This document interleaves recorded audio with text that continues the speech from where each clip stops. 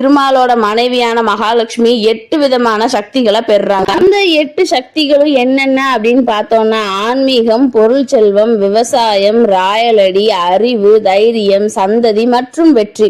இப்படி 8 சக்திகளை பெற்ற லக்ஷ்மி அவங்களோட 8 சக்திகளையுமேவும் 2 பேர்கிட்ட ஒப்படைக்கிறாங்க. அவங்க யார் யாரு அப்படின்னு பார்த்தோம்னா சங்கநிதி, பதுமநிதி.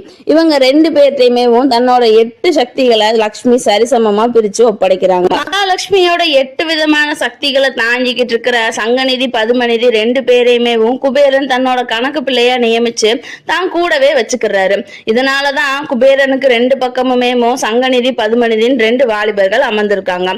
குபேரன் அரசாட்சி நடத்துறதுக்காக அழகாபுரி அப்படின்ற பட்டணத்தை தேவ சிற்பியான விஸ்வகர்மா மூலம் கட்டி முடிக்கிறாரு. இந்த அரண்மனையில அத்தாணி மண்டபத்துல தாமரை மலர் ஏந்தி மீன் ஆசனத்துல பட்டு மெத்தை போட்டு அதுல அமர்ந்து ஆட்சி பண்றாரு குபேரன். குபேரன் அந்த தோட்ட